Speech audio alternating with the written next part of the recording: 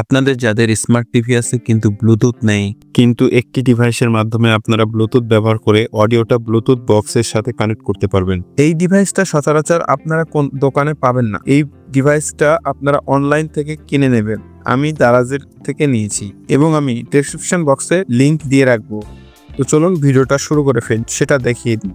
তার আগে একটি কথা বলতে চাই, যারা যারা আমার চ্যানেলটি এখন পর্যন্ত সাবস্ক্রাইব করেনি প্লিজ সাবস্ক্রাইব করে পাশে থাকা বেল আইকনটি অন করে দেবেন।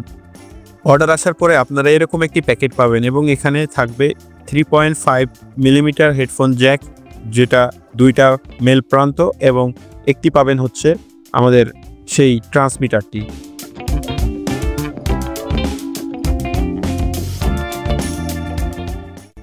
আমার টিভিতে ব্লুটুথ আছে, সেজন্য আমি ব্লুটুথটি বন্ধ করে নিচ্ছি।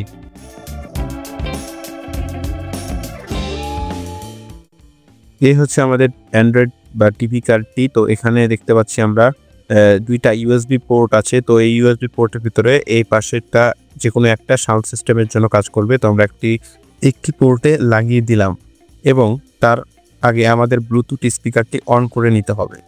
আমি অন করে নিয়েছি এবং আমাদের টিভিতে একটি নোটিফিকেশান এসেছে, সেটি আমরা ইয়েস করে দেব। এবার আমরা গান প্লে করে দেখি।